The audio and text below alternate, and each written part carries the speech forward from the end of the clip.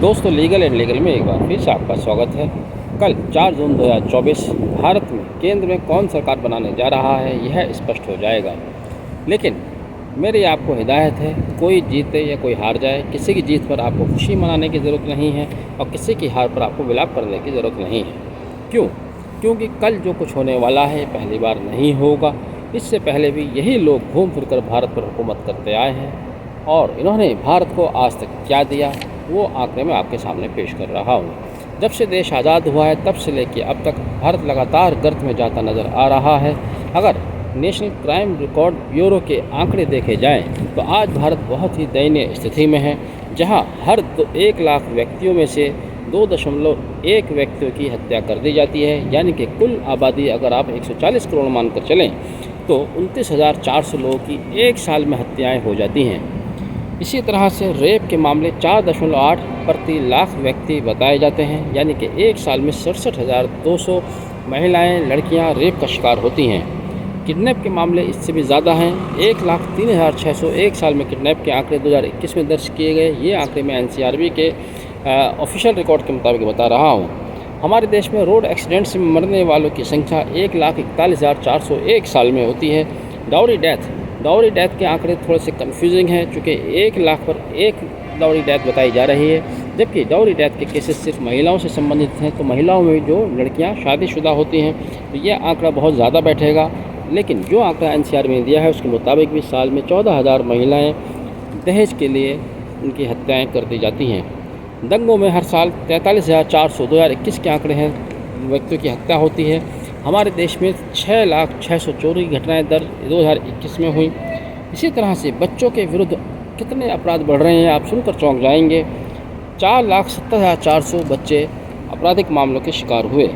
Total अगर किया जाए, इसके अलावा और भी अपराधों की बहुत बड़ी सूची है। 60,96,310 एक देश में, हमारे देश में इतने अपराध घटित हो रहे हैं। इतनी तो किसी देश की आबादी भी नहीं होती। आज भारत दुनिया की 5वीं सबसे बड़ी इकोनॉमी होने के बावजूद भी पर कैपिटा इनकम के आधार पर 136वीं सूची पर है। वहीं पर कैपिटा परचेजिंग पावर के आधार पर 125वीं सूची पर है।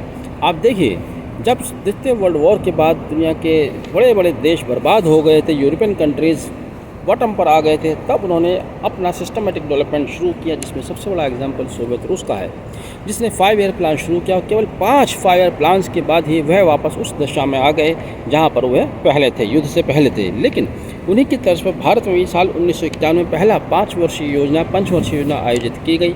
उसके बाद लगातार 5 वर्षीय योजनाओं के ऊपर 5 वर्षीय योजनाएँ बनाते रहे, लेकिन उनका वो आमूल चूल परिवर्तन नहीं दिखाई दिया।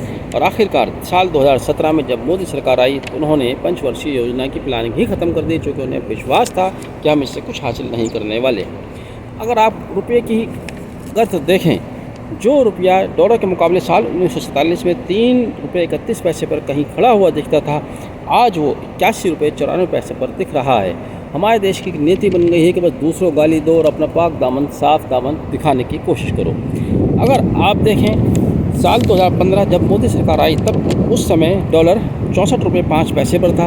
अगर आप एवरेज निकालें, यानी कि 89 पैसा प्रति ईयर रुपया गिर रहा था। लेकिन जब से मोदी सरकार आई है तब से रुपये की गिरावट 1 रुपया 99 पैसे लगभग 2 रुपये हो गई है। यानी कि हर साल 2 रुपये की दर से हमारा रुपया गिरता आ रहा है, फिर भी हमें गर्व है।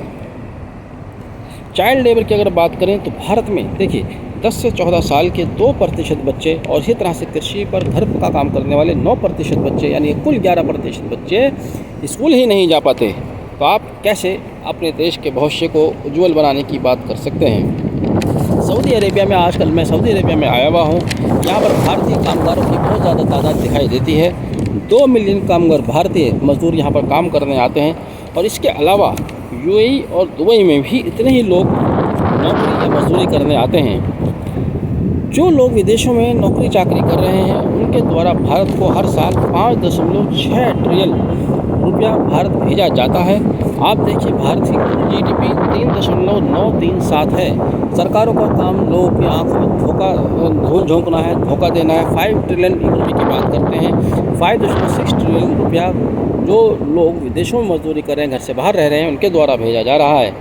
पूरी दुनिया में 32 मिलियन भारतीय लोग विदेशों में नौकरी चाकरी कर रहे हैं।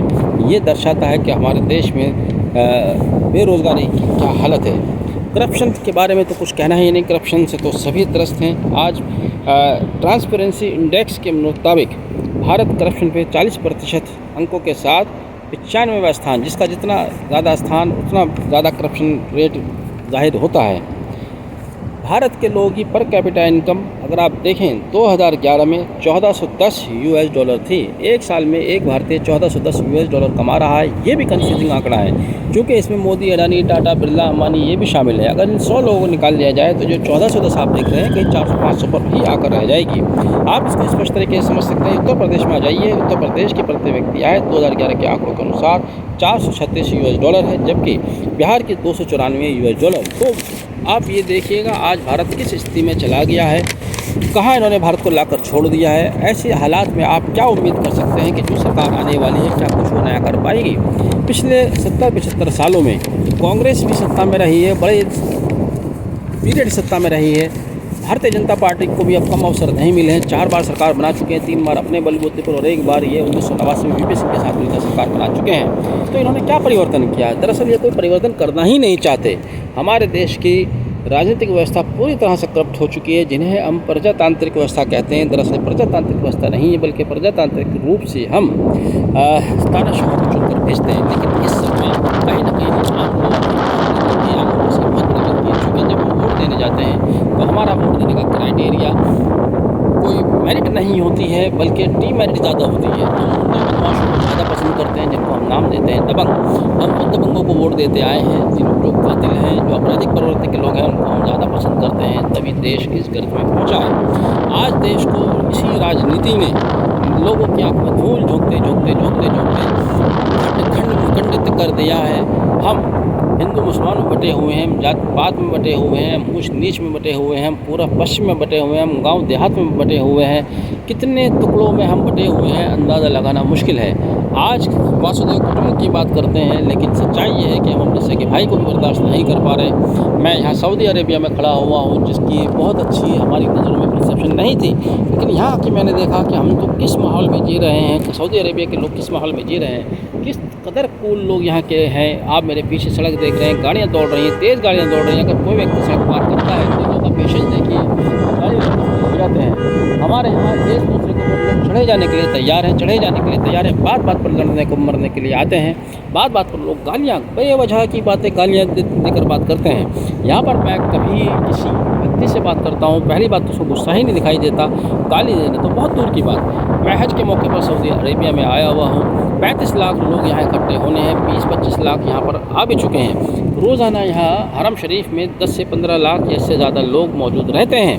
उन लोगों को मैनेज करने के लिए पुलिस के हाथ में गन तो दूर की बात, एक डंडा तक नहीं है। हमारे यहाँ जब कोई रिलीजियस फेस्टिवल होता है तो पैरामिलिट्री फोर्सेस उतार दी जाती हैं। हमारे मिजाज इतने लड़ाकू झगड़ालू बना दिए गए हैं, हम इतने शॉर्ट टेम्पर हो गए हैं। अमीर लोग गरीबों को कोसते हैं, जबकि सच्चाई ये है कि वहाँ पर कोई कमी नहीं कर रहा हमारे देश में। जो अमीर लोग हैं वो किसी भी तरह से गरीबों को बख्शने के लिए तैयार नहीं। जो गरीब है वो बेचारा लाइन में लगने वाला, उसको एक तरह से राशन की कतारों में लगने वाला व्यक्ति बना दिया है। उसको एक उसकी निगाहों में हमेशा रहता है कि मुझे कहाँ से क्या मिल जाए। निगाहें उसकी तरसती हैं, तलाश करती हैं। हमने एक ऐसा समाज तैयार कर दिया है जो भूखों का समाज है, मज़दूरों का समाज है, गरीबों का समाज है, और उसके ऊपर कहते हैं आप गर्व कीजिए। हालात बहुत ख़राब हमने इस देश के पैदा कर दिए हैं। हमें गलतफहमी से बाहर आना चाहिए। सच्चाई को देखिए, जिस माहौल में हम चल रहे हैं ये माहौल ऐसा है कि दुनिया में आप किसी देश का ऐसा माहौल नहीं पाएंगे। यहाँ से निकल पाना बहुत मुश्किल दिखाई दे रहा है। अभी भी देर नहीं हुई है, अब चुनाव हो चुका है, और जो भी सरकार आई है आप देखना वो कुछ परिवर्तन नहीं करने वाली। परिवर्तन करने के लिए इच्छा शक्ति चाहिए। मैं सऊदी अरेबिया की बात कर रहा हूँ। यहाँ के नागरिकों को जो सरकार फैसिलिटी देती है, जो इनकी सड़कें हैं, जो इनकी ट्रांसपोर्टेशन है, जो इनकी कानून व्यवस्था देखिए। आप शॉप में जाइए, हम अजनबी लोग हैं यहाँ पर, आप शॉप में से कुछ भी सामान खरीद लीजिए, कोई ये नहीं देखता कि हमने ख़रीदा क्या है। आप सिर्फ उसको अमाउंट देते हैं कि आपने इतने रियाल का सामान ख़रीदा। एक दिन मैंने ऐसा किया कि दुकानदार से कहा कि लो भी मैंने सामान ख़रीदा, ये लो पैसे, देखो सामान सिखा रहे, जाइए देख लिया। यहाँ कोई ये नहीं देखता कि आपने ख़रीदा क्या है। आप कोई सामान कहीं रख के चले जाइए, जहाँ रख कर जाएंगे 4 दिन बाद आएंगे तो वहीं रखा हुआ मिलेगा। वहाँ पर हमारे देश में हमने हालत ये कर दी है कि एक काम तो हमारा अपने सामान की सुरक्षा करने का बढ़ा हुआ है, एक कहाँ जहाँ पर भीड़ इकट्ठा होती है, एक पलक झपकते ही वहाँ से आपका सामान गायब हो जाता है। ये व्यवस्था, भूखी नंगी व्यवस्था, गरीब व्यवस्था किसने बनाई है? बनाने वाले हमारे नेता हैं, और उसको बनवाने वाले हम आम लोग हैं। हम पूरी तरह से ज़िम्मेदार हैं, क्योंकि हमने ऐसे लोगों को चुना है जो पूरी तरह से करप्ट हैं, बेईमान हैं, बदमाश हैं।